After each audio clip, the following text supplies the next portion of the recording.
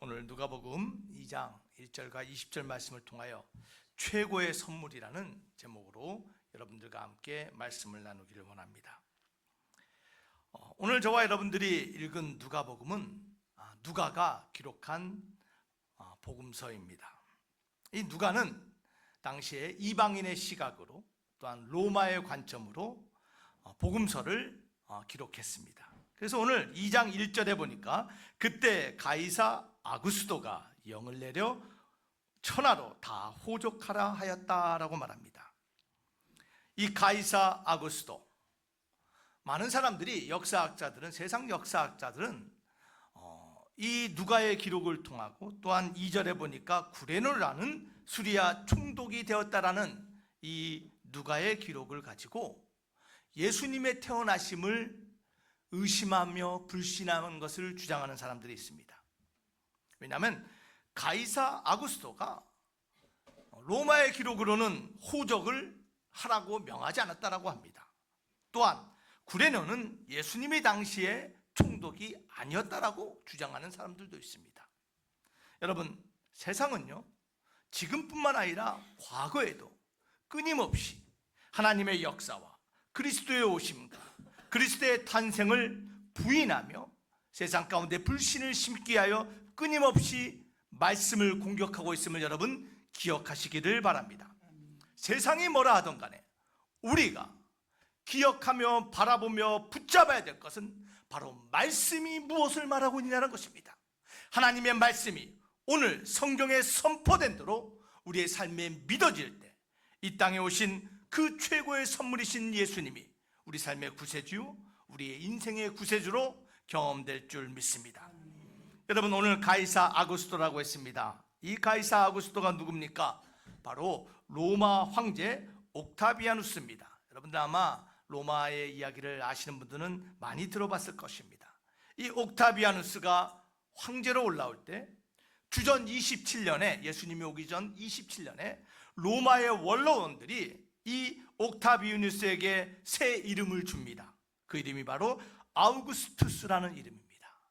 그 아우구스투스라는 이름이 바로 아구스도라고 성경에는 기록되어 있습니다. 이 아우구스투스라는 이름의 뜻은 무엇이냐면 존귀한 자라는 뜻입니다. 존귀한 자. 여러분, 누가 존귀한 자입니까? 이 땅 가운데 존귀한 이름은 누구 이름밖에 없습니까? 바로 예수님 이름밖에 없어요. 그런데 로마의 사람들이 이 옥타비아누스를 자기들끼리 함께 모여서 존귀한 자 아우구스라고 높이고 있을 때였습니다. 그때 바로 이 땅에 진정한 존귀한 자의 이름으로 우리 주님이 오심을 믿으시기를 바랍니다. 여러분, 이 옥타비아누스가 통치하던 이 시대를 로마의 평화의 시대라고 말합니다. 왜냐하면 네가 정권을 잡을 때 내란을 종식시켰습니다. 그래서 팍스 로마나, 로마의 진정한 평화를 그가 이끌어냈다라고 역사자들은 말합니다. 그래서 그가 죽은 주 14년까지 로마의 평화 시대가 로마에는 있었다라고 말합니다. 그 짧은 평화 시대, 그것을 옥타비아누스, 세상이 바라는 아우구스투스가 만들었다라고 말합니다.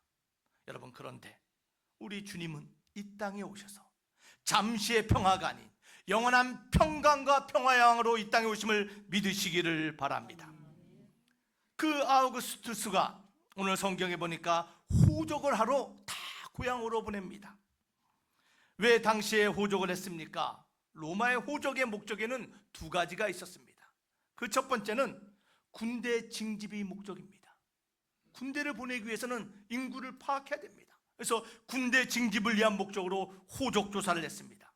그뿐 아니라 두 번째로는 세금 징수를 위하여, 돈을 걷기 위하여 호적 조사를 했어요.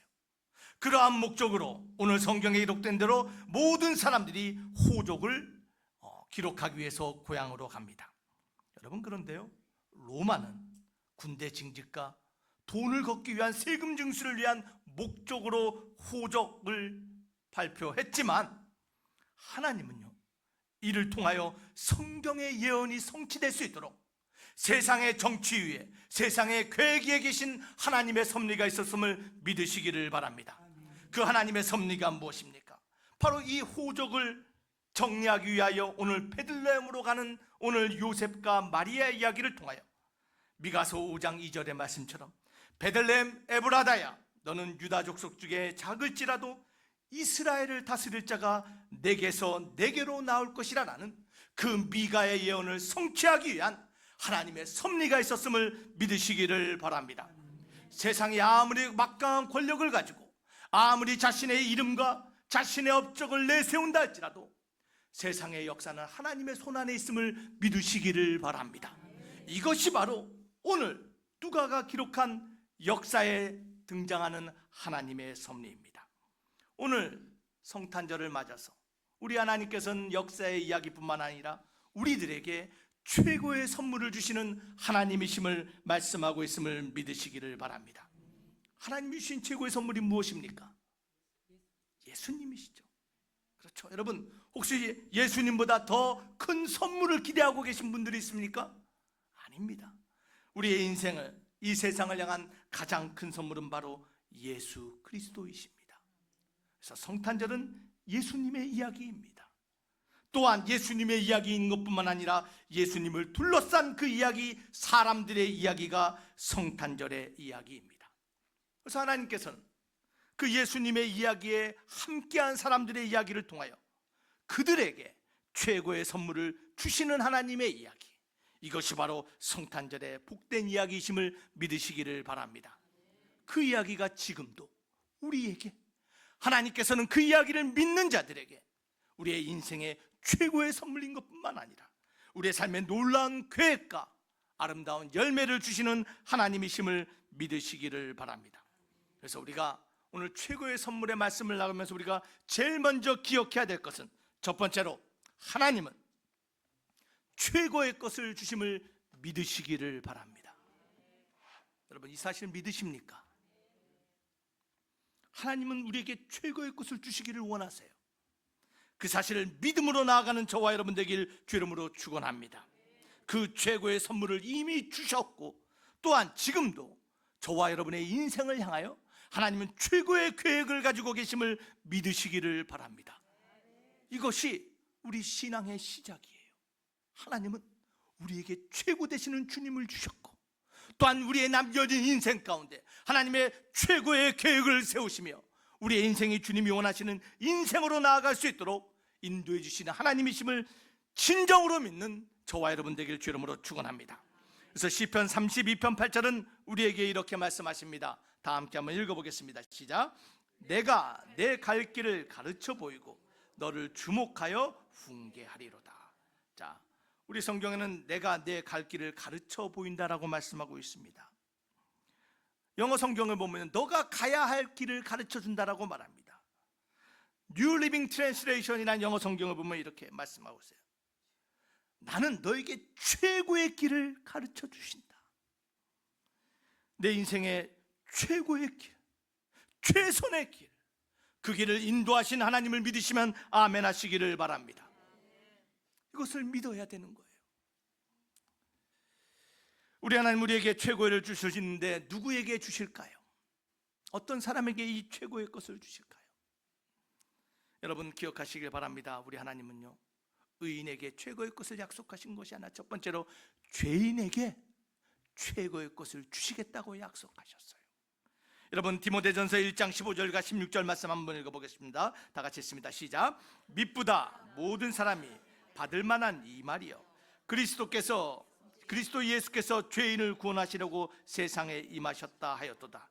죄인 중에 내가 괴순이라.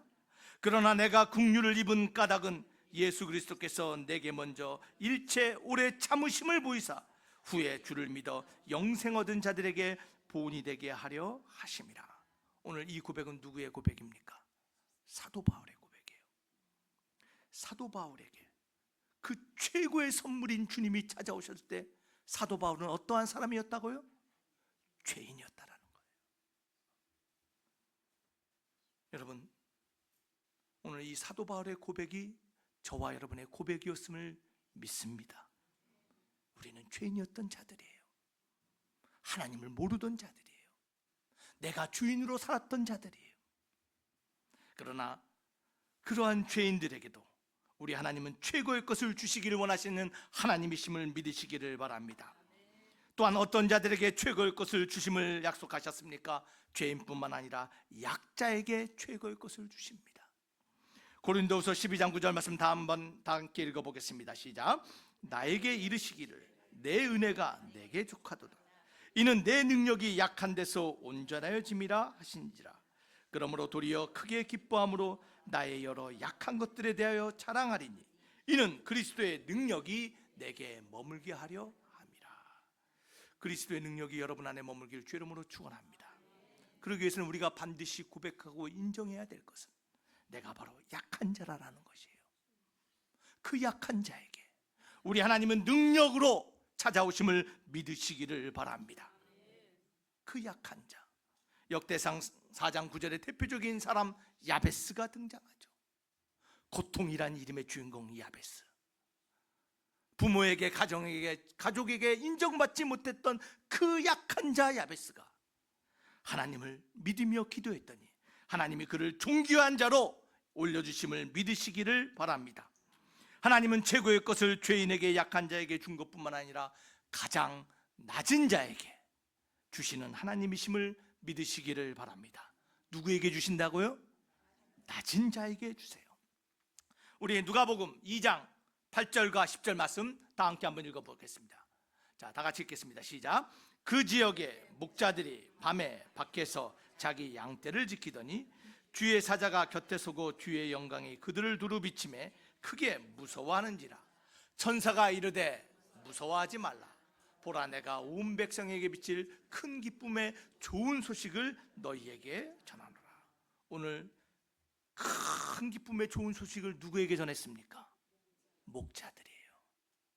여러분, 목자는요, 우리가 다 있으면 목자라고 내주는 목자 되신다, 여호와는 나의 목자라고 우리가 고백하는데요, 여러분, 이스라엘 사회에서 이 목자는 가장 천하고 낮은 자들이 갖는 직업이었어요. 여호와는 나의 목자 되신다는 고백은요, 여러분, 거기에는 정말 많은 의미가 담겨져 있는 거예요. 그 크신 하나님이, 그 높으신 하나님이 가장 낮은 자세로 우리에게 찾아오시고 우리의 인도자가 되시는 목자 되신 주님, 그 말은 지극히 감당할 수 없고 받아들일 수 없는 하나님의 겸손함이 담겨 있음을 믿으시기를 바랍니다. 이 목자는 낮은 자에게 가장 낮은 자를 표현하는 것이에요. 그들에게도 하나님의 기쁜 소식, 하나님의 최고의 것이 주어졌음을 믿으시기를 바랍니다. 여러분들은 어떠한 사람들입니까? 어떠한 가문 출신입니까? 어떠한 자격과 어떠한 백그라운드, 어떠한 업적을 가지고 계십니까? 우리 건 내세울 것 하나도 없습니다. 오늘 말씀처럼 최고의 것을 주시는 그 하나님의 약속을 믿는다면 우리의 건 내려놓고 내가 죄인 되었고 내가 약자고 내가 낮은 자임을 고백하며 나아갈 때 하나님의 최고의 것이 우리의 삶 가운데 경험될 줄 믿습니다. 자, 그래서 우리가 기억해야 될 것, 하나님은 무엇을 주신다고요? 최고의 것을 주시는 하나님이심을 믿어야 됩니다. 성탄절은 그 믿음이 회복되는 거예요. 여러분의 인생에 여러분들은 알지 못하고 깨닫지 못하지만 지금 하나님이 우리를 위하여 최선과 최고의 것을 예비하시고 주시기 위하여 기다리고 있음을 믿는 저와 여러분 되시기를 주님의 이름으로 축원합니다. 이를 위하여 우리가 구체적으로 하나님의 최고의 것을 얻기 위하여 세 가지를 함께 나누기를 원합니다. 그것은 첫 번째로 오늘 말씀을 통하여 말하는 것은 적극적으로 동참하라는 거예요. 하나님의 최고의 것을 얻기를 원하십니까? 하나님이 예비하신 그 계획과 섭리 가운데 살아가기를 원하십니까? 그러기 위해서는 하나님이 하시는 일에 적극적으로 동참해야 돼요.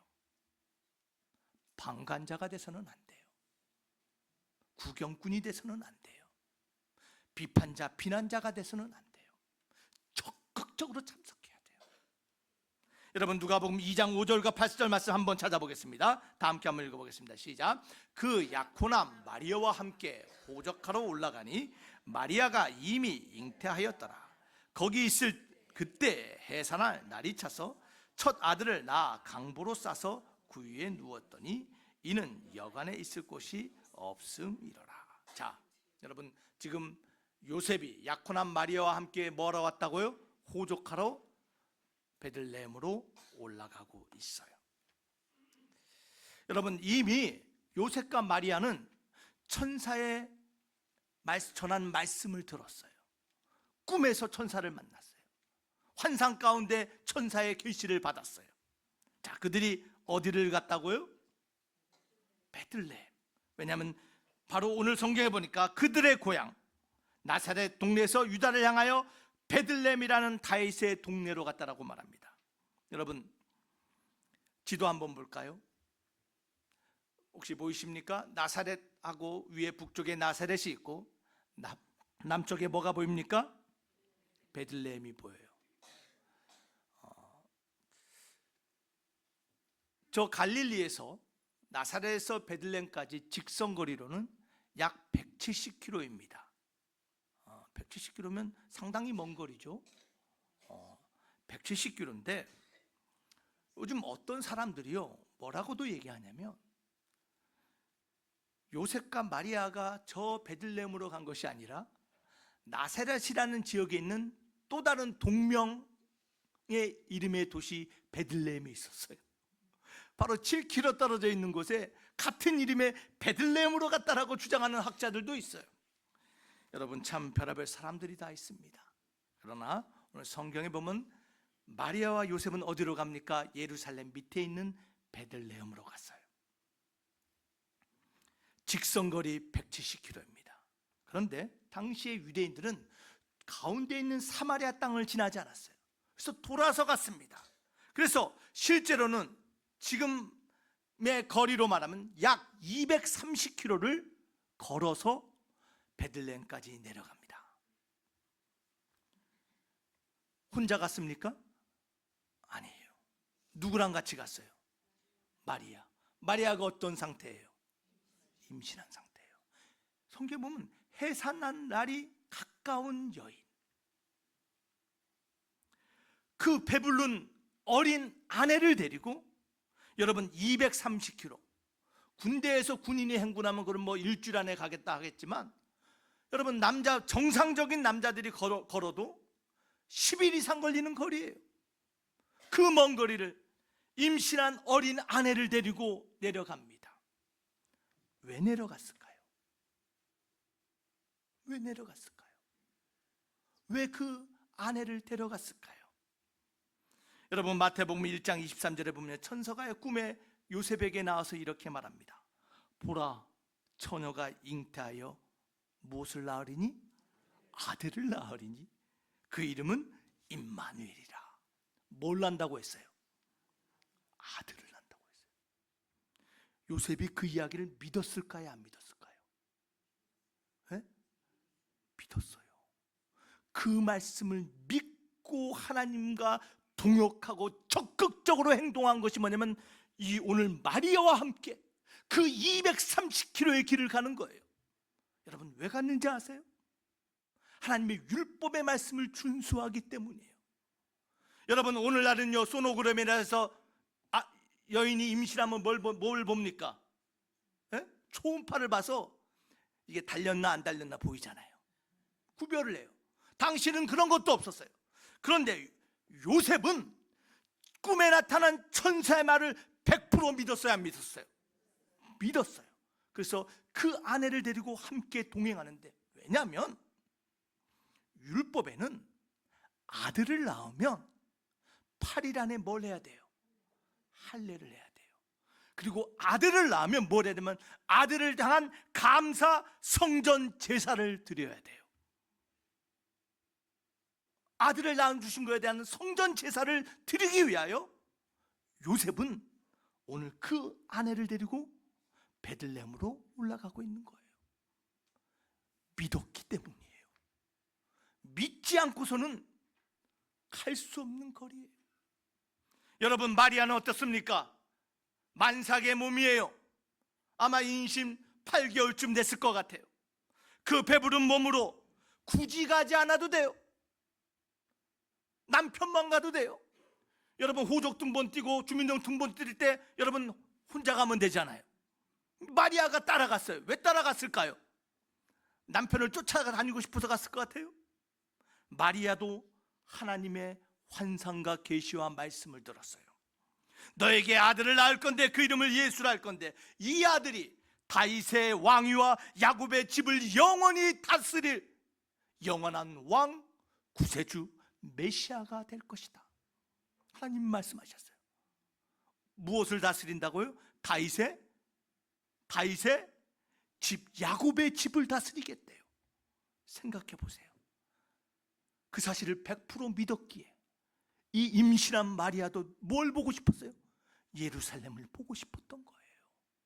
그 다윗의 집 베들레헴을 보고 싶었던 거예요. 믿었기 때문에 그 하나님의 말씀을 믿고 그 말씀대로 동참하며 움직였기에 이들이 하나님의 그 최고의 선물을 누리는 주인공 됐음을 믿으시기를 바랍니다. 여러분, 목자들도 마찬가지였어요. 오늘 8절에 보니까 목자들이 밤에 밖에서 무엇을 지켰습니까? 양을 지켰어요. 그러나 그 지키던 양을 버려두고 천사들의 그 들려준 말씀에 순종하여 베들레헴으로 가서 그들이 보고 들은 것을 증거하는 일꾼으로 하나님의 말씀에 적극적으로 동참하였기에 하나님의 놀라운 그 최고의 것, 최고의 선물인 주님을 만나게 됨을 믿으시기를 바랍니다. 사랑하는 드림교회 성도 여러분, 하나님의 말씀을 믿으십니까? 여러분, 요셉과 마리아처럼 믿어야 돼요.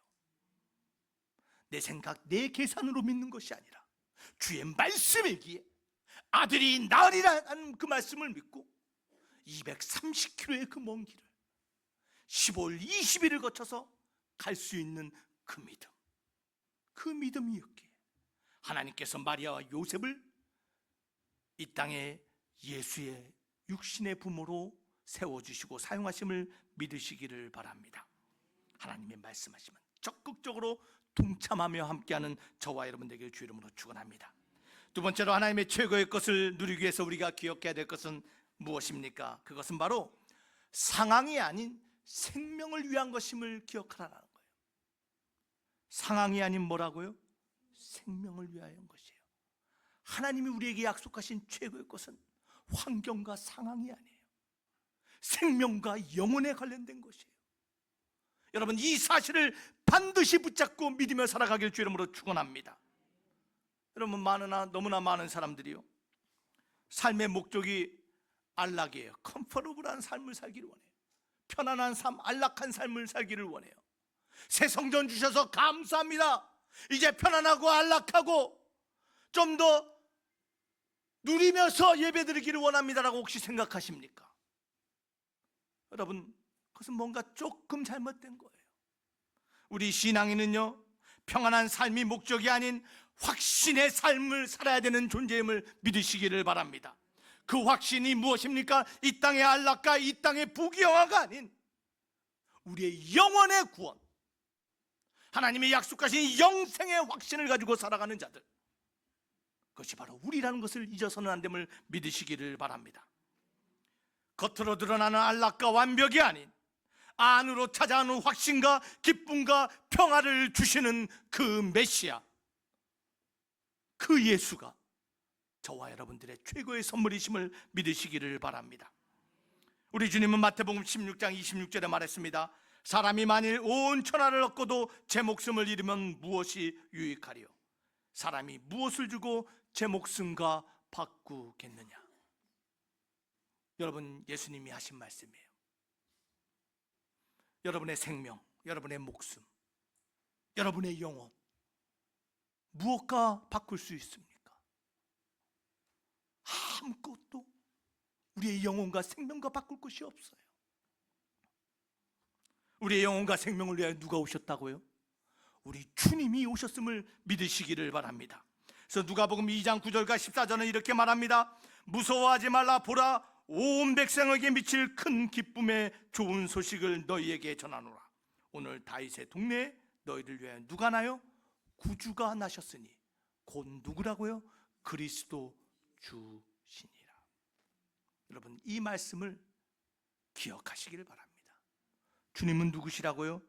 구주시고 그리스도세요. 그리스도라는 것은 우리를 죄에서, 사망에서 건져내신 메시아, 그분이 바로 저와 여러분의 최고의 선물 되신 주님이심을 믿으시기를 바랍니다.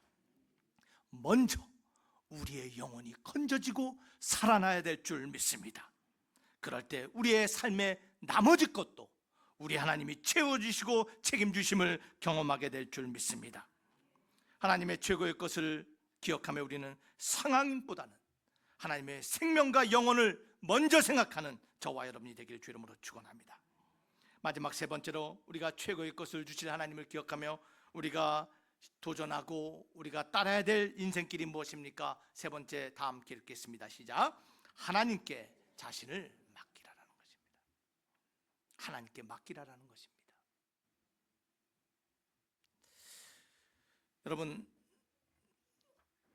여러분의 인생을 하나님께 맡기십니까? 못 맡기세요? 여러분의 가정을 하나님께 맡기십니까? 여러분, 우리 교회를 하나님께 맡기십니까? 여러분, 이것이 성탄절의 메시지예요. 나의 상황, 나의 조건, 나의 자격이 어찌 된다 할지라도 나의 것을 내려놓고 먼저 주님 앞에 영광 돌릴 수 있고 맡길 수 있는 자, 여러분, 이것이 목자들이 보여준 모습이었어요. 이 목자들, 어떤 이름을 가진지 무명의 목자들이에요.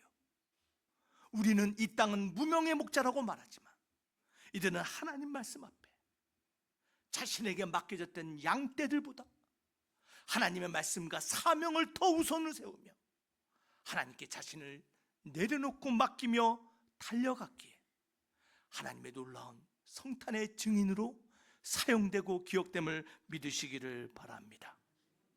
여러분, 지금은 우리가 이들의 이름을 몰라요. 그러나 우리가 하나님 나라 간 그날에는 틀림없이 저와 여러분들, 이 목자들과 함께 하나님의 이름과 하나님의 영광을 위하여 예배드리는 그런 아름다운 날이 있음을 믿으시기를 바랍니다. 오늘 누가복음 2장 15절과 20절 말씀 다 함께 읽어보겠습니다. 시작. 천사들이 떠나 하늘로 올라가니 목자가 서로 말하되, 이제 베들레헴으로 가서 주께서 우리에게 알리신 바 이 이루어진 일을 보자 하고 빨리 가서 마리아와 요셉과 구유에 누인 아기를 찾아서 보고 천사가 자기들에게 이 아기에 대하여 말한 것을 전하니, 듣는 자가 다 목자들이 그들에게 말한 것을 놀랍게 여기되 마리아는 이 모든 말을 마음에 새기어 생각하니라. 목자들은 자기들에게 이르던 바와 같이 듣고 본 그 모든 것으로 인하여 하나님께 영광을 돌리고 찬송하며 돌아가니라. 여러분, 이 목자들 너무 멋있지 않아요? 그 허들판에, 캄캄한 들판에, 그 추위에 떨던 그 들판에 호련히 나타난 천사의 이야기를 듣고 자신이 책임져야 될 그 양떼들, 하나님이 책임지리라는 믿음 가운데 내려놓고 하나님 말씀대로 베들레헴에 내려가 구주 탄생의 기쁜 소식을 증거하며 그들이 듣고 본 바를 세상 가운데 선포하는 놀라운 주인공들. 그들이 마지막에 한 모습이 무엇입니까? 자신의 이름을 드러낸 것도 아니에요. 내가 이러한 주인공이었다, 내가 그 자리에 있었다라고 자신을 드러내는 것이 아니라 끝까지 하나님께 영광을 돌리고 하나님을 찬송하며 무명이라도 좋으니 하나님, 나는 하나님의 최고의 것을 경험했습니다라고 아름답게 고백하며 돌아가는 이들의 발걸음, 하나님께 자신을 온전히 맡긴 자의 발걸음인 줄 믿습니다. 사랑하는 드림교회 성도 여러분, 하나님도 저와 여러분들에게 동일한 사명을 맡기심을 믿으시기를 바랍니다.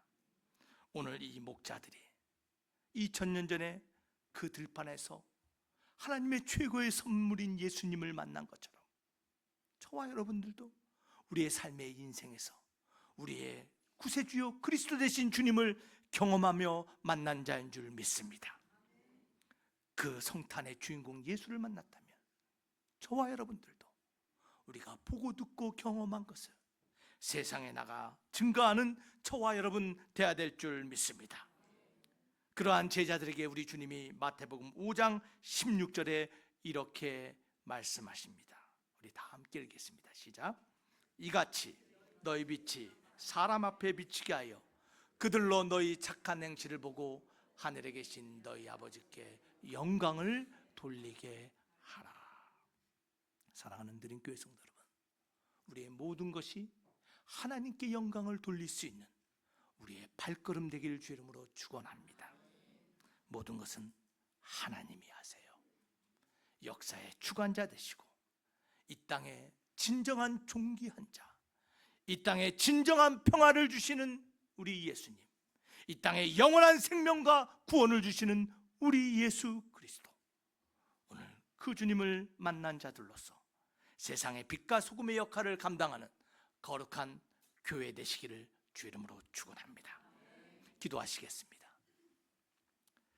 아버지 하나님 감사합니다. 오늘도 성탄의 말씀을 통하여 최고의 것을 주시고 최고의 것을 계획하시는 그 하나님을 믿으며 나아가게 하시니 감사합니다.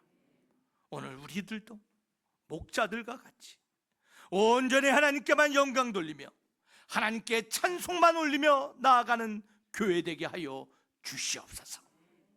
우리를 통하여 세상이 하나님의 영광을 보게 하여 주시옵소서. 믿사옵고 예수님 이름으로 기도하옵나이다. 아멘. 아멘.